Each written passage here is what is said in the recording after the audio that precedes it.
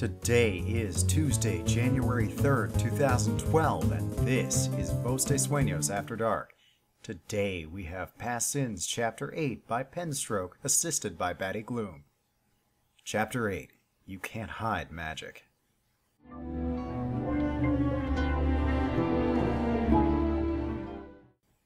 Twilight looked on in a daze as she and Nyx sat behind the apple stand where Big Macintosh was hard at work. The red stallion, in a simple but much appreciated act of kindness, had allowed the pair to hide from the crowds after the tree incident. Nyx was still visibly upset about what had happened, mostly because of the many funny looks every pony was giving her. Still, she was slowly recovering as she gingerly ate her lunch, a red apple Twilight had purchased from Big Macintosh. Yet, while Nyx was still recovering, Twilight was in a state of panic. She kept up a calm facade for Nyx's sake, but that didn't stop her mind from spinning faster than Dash could fly. Dragon-shaped eyes could be hidden with glasses, and wings could be concealed with a vest. Yet, Nyx had almost blown her cover with that display of magic. Every pony at the Learned Playday had to be talking about what happened. Sure, it was a feat of magic Twilight herself was capable of performing, especially with her years of practice and study under Princess Celestia. She had accomplished a similar feat of magic when she was Nyx's age, turning her parents into potted plants. At that time, however, it was a manifestation of magic she didn't have control of. Nyx, on the other hand, had just turned a pony into a tree on purpose, something that should have been impossible for a normal filly. A normal filly had turned a pony into a tree. No. Despite what Twilight told herself, and every pony, Nyx wasn't entirely normal. She was an alicorn, and there were only two other alicorns Twilight knew, Princesses Celestia and Luna. Those two had the magical power to move the sun and moon. They were immortal princesses, and Twilight couldn't keep herself from wondering if Nyx was the same way.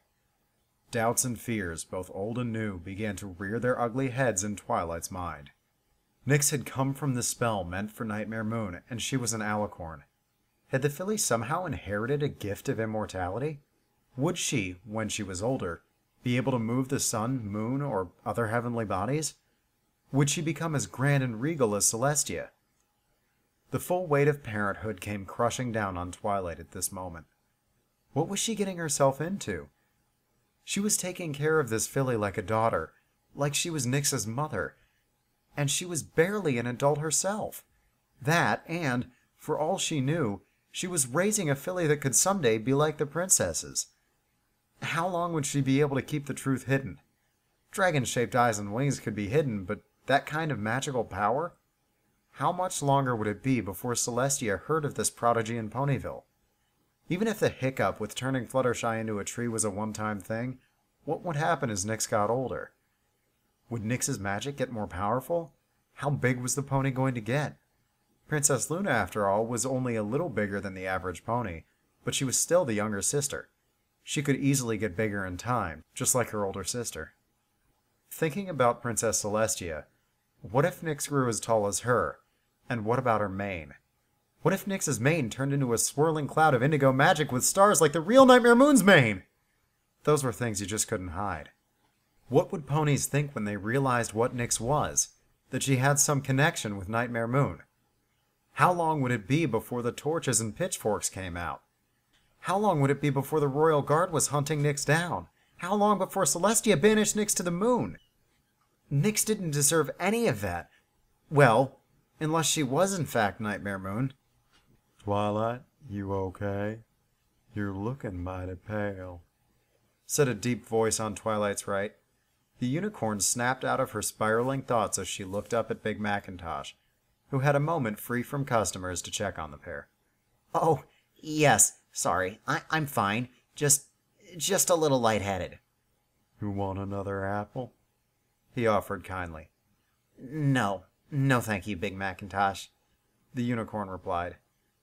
Have they started the afternoon activities? Don't think so, but I reckon it's gonna start soon, Big Macintosh answered, the straw in his mouth twitching as he spoke. Saw Applejack and Apple Bloom heading in that direction. Are we still going to that, even after what happened? Nyx asked, a little bit surprised. Yes, we are. Twilight replied, getting to her hooves.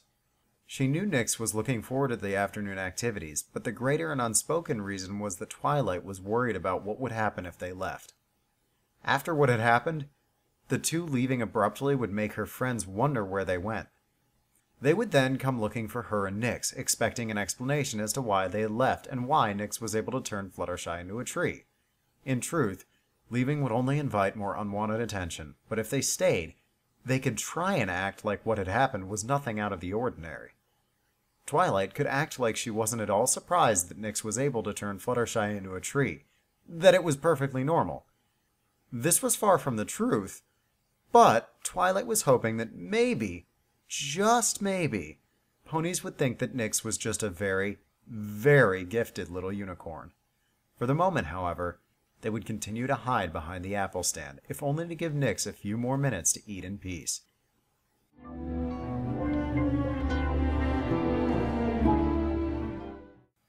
I know you're here somewhere, Spyro McSpy. Pinkie Pie whispered to herself, eyes focused in a hard glare as she surveyed the crowd of ponies moving about the lunch area and exhibits. Whoever had been watching her, Dash, and Fluttershy had slipped away once, but now Pinkie Pie knew the spy was there, and she would find him or her. Itchy neck. Pinkie Pie sharply turned her head to the right and began looking across the crowd. Her vision eventually met with a pair of brown-gray eyes that looked right back at her. It took a moment for the other pony to realize Pinkie Pie was looking right at him, and when he made that realization, he ducked around the corner in the student exhibits. Creaky knee. Gotcha. Pinkie Pie whispered with a slightly devilish grin before breaking into a gallop. Creaky Knee told her that some pony was trying to get away from her with the knee closest to the pony was the one that got creaky. It was what allowed Pinkie Pie to follow Rainbow Dash wherever she tried to hide, and, at the moment, it meant Pinkie Pie would be able to track the spy. Rounding the same corner the spy had just disappeared behind, Pinkie Pie maneuvered through the crowd and student exhibits in hot pursuit. She caught small glances of some pony moving just ahead of her, trying to lose her. The spy knew she was onto him, but that wouldn't stop her. No pony went about being a nasty spy, Spyro McSpy, especially around her and her friends. Creaky knee front left. Creaky knee front right. Creaky knee front right. Creaky knee front left. Creaky knee front right. Twingy ankle. Pinkie Pie put all four of her hooves on the ground, braking hard and sliding to a stop. Twingy ankle. Now the spy wasn't running. The spy was hiding. Pinkie Pie's eyes narrowed, finding herself on one side of the food court area that had been set up for the Learn and Play Day. There were ponies at almost every table, eating their lunches while other ponies mingled about, talking and laughing. Oh, he's good. But hide and seek is one of my favorite games. Pinkie Pie whispered before taking a deep breath and shouting, You hear that? I'll find you. All the ponies who had been eating their meals and chatting turned to look at Pinkie Pie, most quite startled by the pink pony's sudden and very loud proclamation. Still, Pinkie Pie ignored the confused stares as her eyes scanned the crowd, eventually taking sight of a pony sitting alone at a table who had not turned around, her eyes falling on the back of his slicked-back navy blue mane. Gotcha. Again. Pinkie Pie hissed with a menacing grin.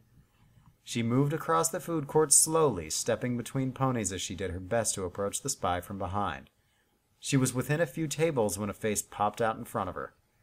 Oh, there you are, Pinkie Pie. I was worried when you ran off. Rainbow Dash said, hovering in the air just in front of her. It's almost time to start the afternoon of sports and games. You still want to help? Pinkie Pie glowered, trying to strain her neck and look around Rainbow Dash. No, I don't, because I'm tracking a pony and... Eventually, the Earth Pony gently pushed the hovering Pegasus out of the way, only to find the pony she had been creeping up on had vanished. Pinkie grunted in aggravation, turning an accusing glare onto Rainbow Dash. And you let him get away! Dash put her hooves up defensively. Whoa, sorry, I didn't mean to mess up whatever it is you're doing. Creaky knee front right. Pinkie Pie's frown quickly turned back into a sinister smile, her head turning in another direction. Don't worry about it, Dashy. Now the spy is trying to run away from me again, and no pony can run away from Pinkamena Diane Pie. Dash cocked an eyebrow. Wait, you're still chasing this imaginary spy? Pinkie Pie, however, offered no answer as she galloped across the food court. She caught sight of a navy blue tail ducking behind the front door of the schoolhouse, and the earth pony broke into a full sprint to catch up. She leaped around the corner, eyes darting about to see where the other pony went. Creaky knee front right. Twingy ankle. Oh, you silly spy. You thought you could hide in the schoolhouse, but no pony can hide from me. Pinkie Pie said as she moved closer to the school's front door. Once she was standing on the school's front step, Pinkie Pie charged at the door, bursting through with a resounding crash. She then somersaulted once before jumping back onto her hooves, pulling a few karate poses as she shouted in the dark. Come out now, Spy Spyre to McSpy. I know you're in here, and you're gonna tell me why you're being such a big meanie and spying on me and my friends. Enough of this!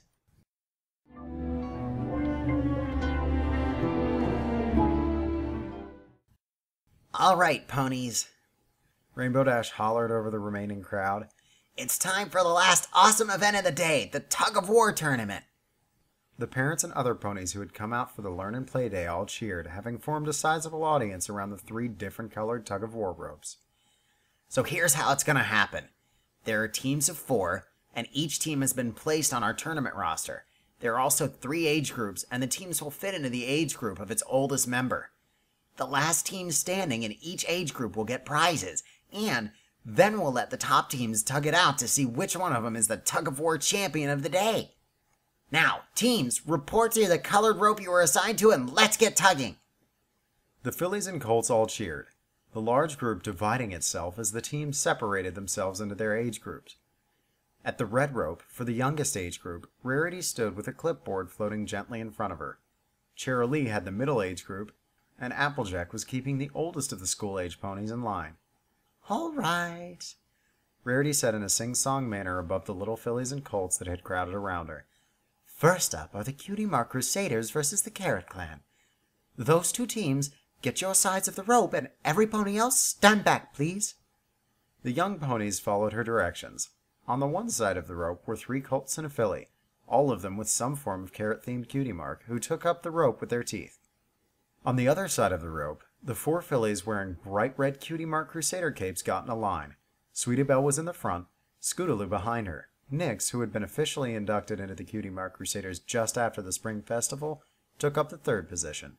Apple Bloom was at the end, acting as the team's anchor. Now, while I suggested having a rope to pull across a line would have been much cleaner and safer, Rainbow Dash saw fit to use mud pits, something about it being easier to keep track of the winners. Rarity mused as she looked over the colts and fillies she would be refereeing. Now, the goal is to pull all of the other team's members into the mud pit. The rules are simple. If your team, as a whole, lets go of the rope or gets pulled into the mud, then you lose. Magic is not allowed, and the Pegasi must keep their hooves on the ground. Every pony understand? Rarity asked. The 2 teams nodded their heads in agreement, already starting to pull the rope taut between them. And remember, there is a wash station set up if you lose, but, well, every pony just try their best and have fun, okay?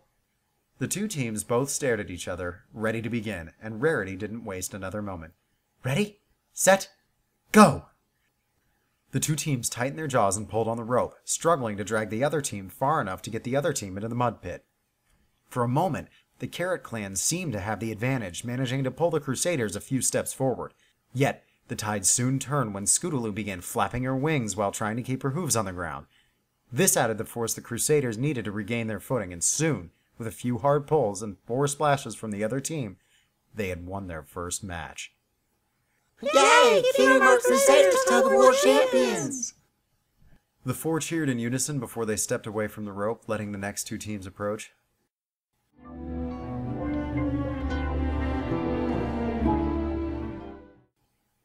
The Cutie Mark Crusaders won 2 more rounds before they reached their age group's final match, and the Crusaders couldn't be happier with who they were facing. Diamond Tiara and Silver Spoon had gotten the 2 strongest colts in the age group on their team, and they had reached the final match by relying on those 2 colts. Still, the Crusaders weren't about to lose to the fillies who regularly called them blank flanks, and Nix still had a score to settle with Diamond Tiara and Silver Spoon after the Everfree Forest prank.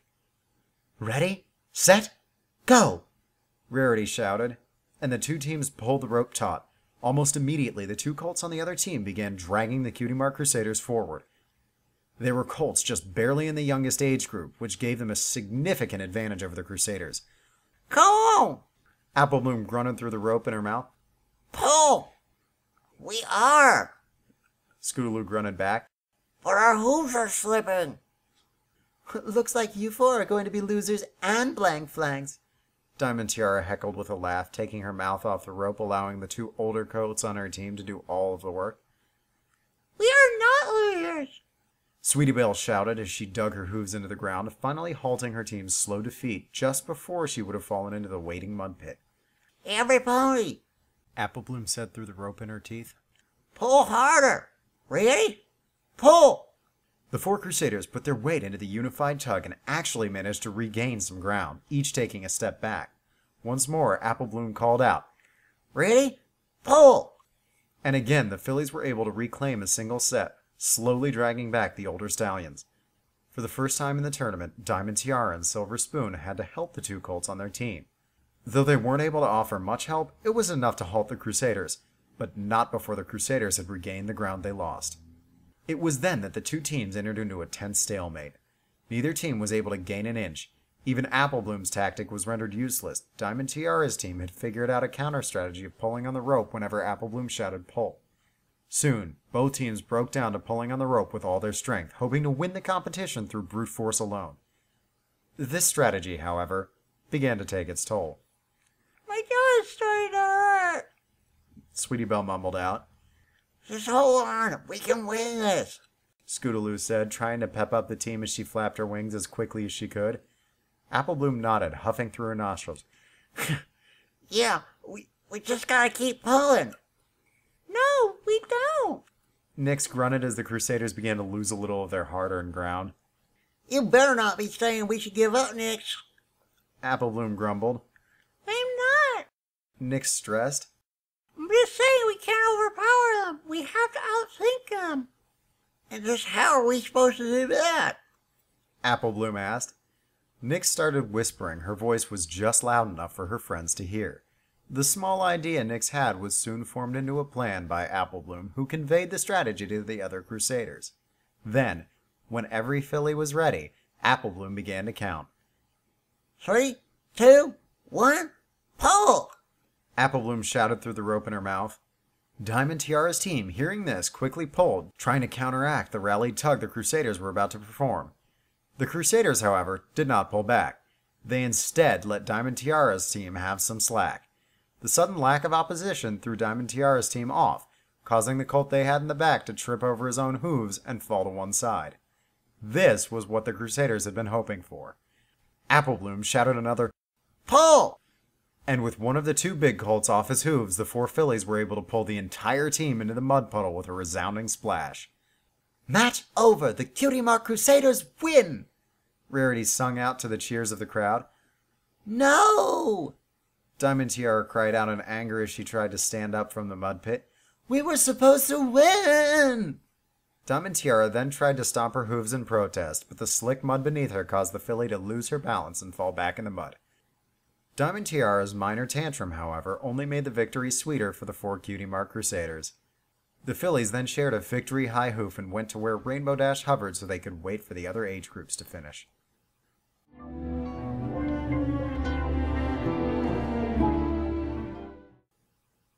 All right, it's time for our awesome championship round. Dash announced to the applause of the crowd.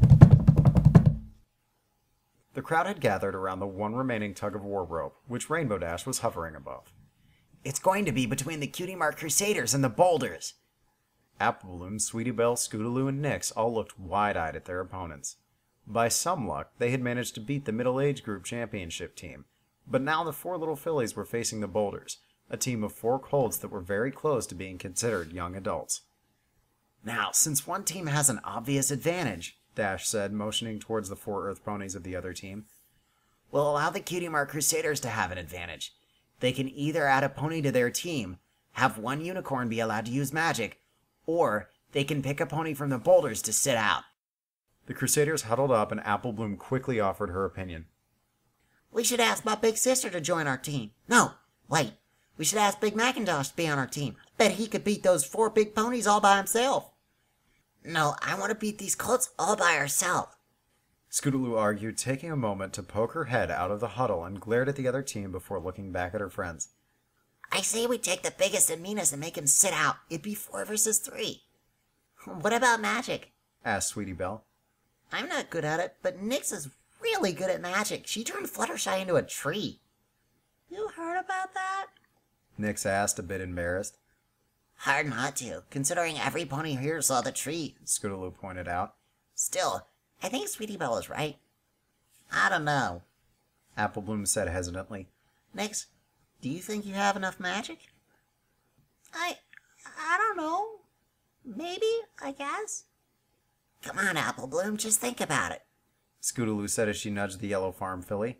The 4 of us beating the 4 of them without any help. It would be so awesome.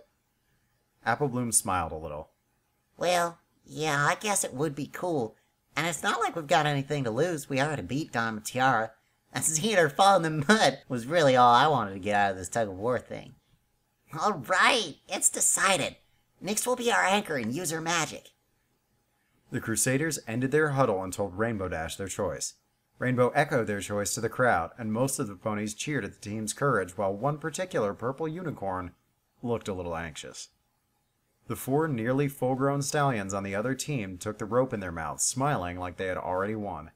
Sweetie Belle, Apple Bloom, and Scootaloo took the rope up as well, biting down hard as they prepared for what was going to be a very hard match to win.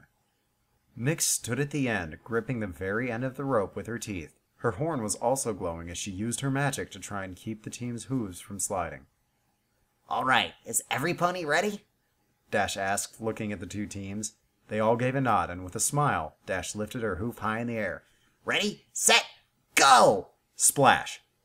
Sweetie Belle was down within moments of the match starting. All it had taken was a sound tug from the big stallions on the other team to send her falling into the mud pit.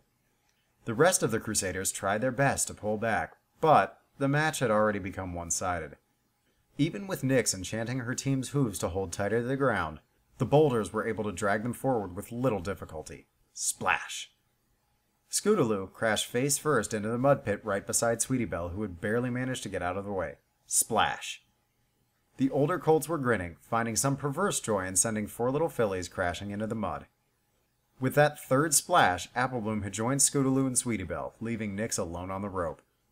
Her hooves were sliding across the ground, the other team dragging her closer and closer to the mud. Nyx, for a moment, considered just letting go and giving up. After all, what hope did she have to beat the 4 big colts? Come on, Nyx! Apple Bloom shouted as she clambered out of the mud. Use some more magic! Yeah, don't let them beat you! Scootaloo shouted. She also stomped her hoof, but soon regretted that action as she splashed more mud onto her face. Nyx was in a panic as she scrambled to try and stop the other team from pulling her closer to the pit. The spell she had cast on her and her friends' hooves had been working, but it hadn't been enough to stop the other team. Now she was all alone against 4 big colts, and she honestly didn't think she could win. She even considered just letting go of the rope. After all, she didn't want to fall in the mud either. Still, with her friends cheering, Nyx found she couldn't just give up. She didn't want to let her friends down, but the task in front of her was daunting. Yes, she had an advantage over the colts because she had magic. But how could she use it? She couldn't do anything too complex, otherwise she'd lose concentration and be pulled off her hooves. She also couldn't just pull harder because her hooves were sliding in the ground as it was. What she needed was traction and strength. Also, one of the spells had to be something that didn't need to be sustained. A spell that could be cast once and then forgotten about, because she wouldn't be able to concentrate on more than one spell at a time. The mud pit was drawing closer. The older colts on the other team were all wearing smiles, playing with Nyx as they inched her closer and closer to the mud pit. Most of the crowd had given up cheering and was now just waiting for the inevitable. And those who were still cheering were supporters of the boulders. The only ones still cheering for Nyx were Sweetie Belle, Scootaloo, and Apple Bloom. Nyx tightened her grip on the rope, despite the tightness already present in her jaw. The first thing she needed to do was stop the other team from pulling her closer to the pit. Horn glowing, Nyx shut her eyes and cast the first spell. With a flash, her hooves became rooted to the ground. The older colts were caught off guard by this sudden stop, but couldn't process what had happened before Nyx began to shift her magic. With the first spell cast, Nyx began to pour the mystical energy into herself, bending the magic from her horn into her legs and jaw. Nyx could feel it working almost immediately, feeling herself getting a little stronger as her body became fueled by the magic. Her jaw no longer hurt, and with her grip on the rope secured, she lifted her hooves and revealed the effect on the first spell. She had transfigured some of the dirt on the ground into horseshoes with long cleats, which kept her from sliding. With magic coursing through her body and her eyes shut in concentration, Nyx took a step back and began to pull. The rope gave a little, just enough to let Nyx know that what she was doing was working and all she needed was more magic. Calling on her horn, Nyx began pouring as much magic as she could into her little body, feeling it giving her strength. It also made her mane and tail tingle, as if they had fallen asleep, but the filly couldn't focus on that.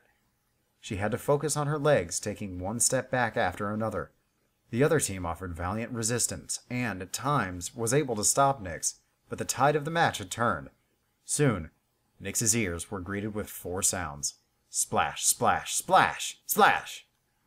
The moment Nyx heard the 4th splash, she dropped the rope and released her magic, panting heavily as she stared at the grass. The magic began to evaporate, and Nyx began to feel sore all over, her jaw especially tender. Still, despite her exhaustion, Nyx smiled. She had beaten the big ponies all by herself, and maybe now every pony wouldn't just think of her as a coward, the crybaby, or the teacher's pet. Maybe they would start cheering her and wouldn't think of her as such a loser anymore. She'd get the first place ribbon, just like her friends, and... It was then that Nyx noticed the crowd's silence. Looking up, she was surprised to see that every pony was staring at her, many with their jaws hanging open. Nyx even caught sight of Twilight, and she looked like she was about to faint as her eyes darted about the crowd. It was like she was expecting something bad to happen. The unpleasant silence sank into Nyx, and she wondered if she had done something wrong. She shrank back, starting to tear up and sniffle. Everyone was just staring at her. Just staring. And she didn't like it. She looked around desperately, hoping to find some pony, any pony, who was actually happy she had won the match. Thankfully, she found 3 such ponies, her friends, the other Cutie Mark Crusaders. It had taken them a moment to process what Nyx had done, but the realization had hit them. The 3 fillies raced towards their friend with wide, excited grins on their faces. Scootaloo, the first to reach Nyx, cheered at the top of her lungs. That was awesome! You did it! You did it! Sweetie Belle added as she bounced excitedly up and down. I don't think even my big sis could have beaten all those colts by herself, Apple Bloom commended. The cheers and admiration from the Crusaders snapped the crowd out of their stupor. Some of them applauded and offered very well-meant cheers, and others just stomped their hooves on the ground. The rest didn't applaud at all, whispering to each other quietly. Amongst those who had applauded was one pony with brown-gray eyes and a blue, slicked-back mane. He applauded with a gentle smile on his lips, eyes focused on the little black filly.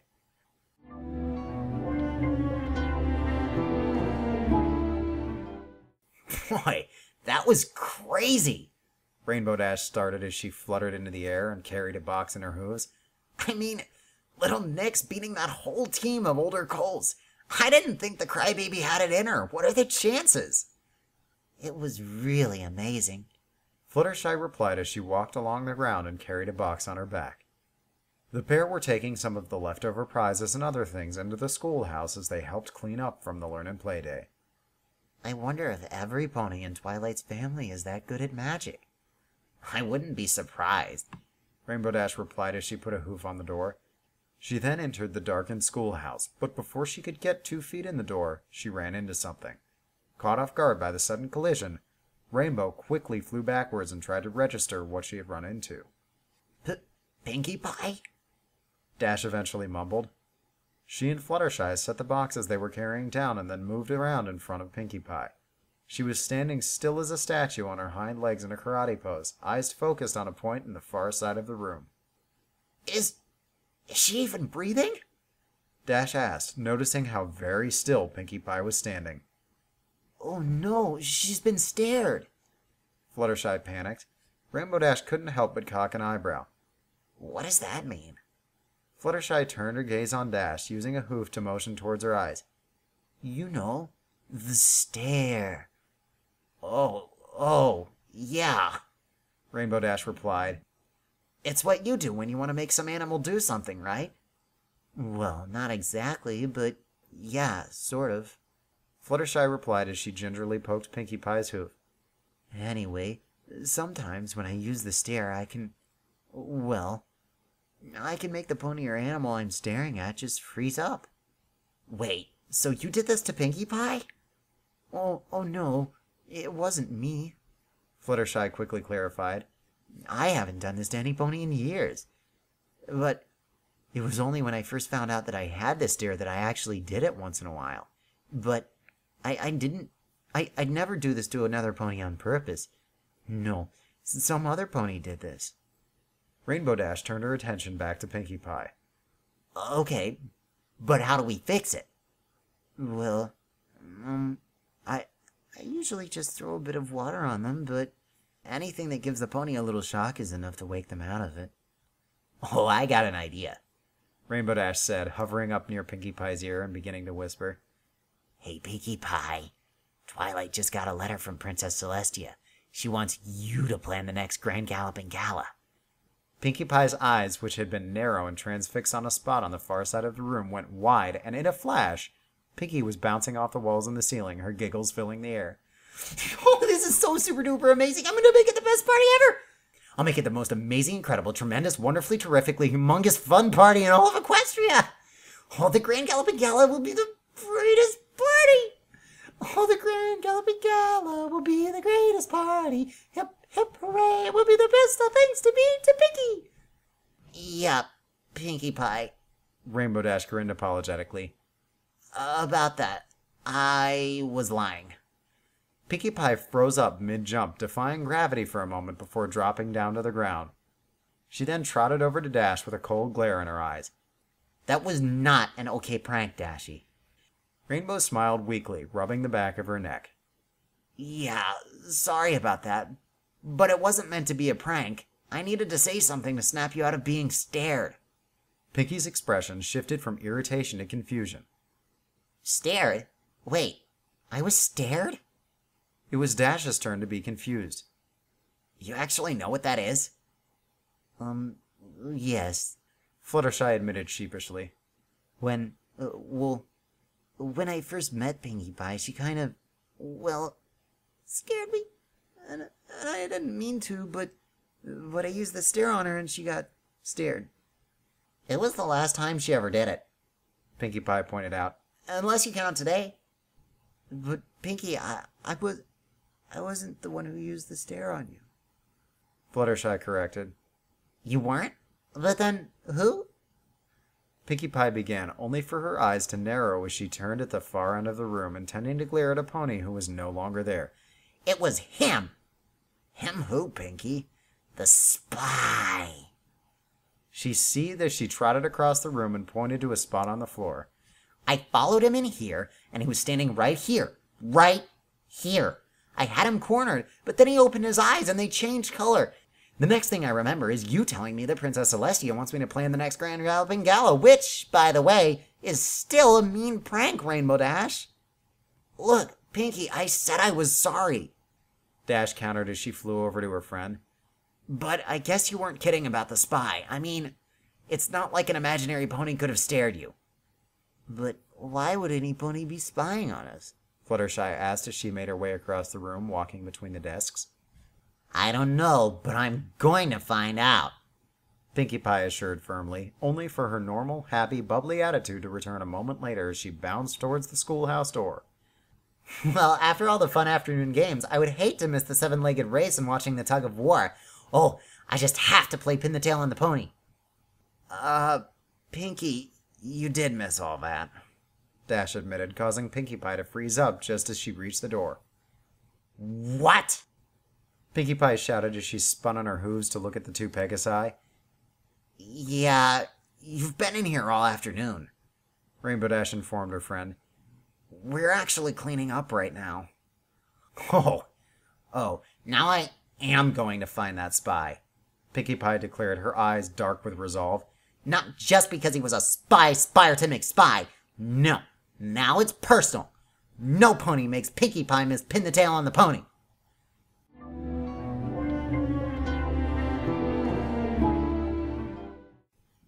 And that was Chapter 8 of Past Sins, You Can't Hide Magic, by Penstroke, assisted by Batty Gloom. This is Voste Sueños signing off. Safe travels, everybody.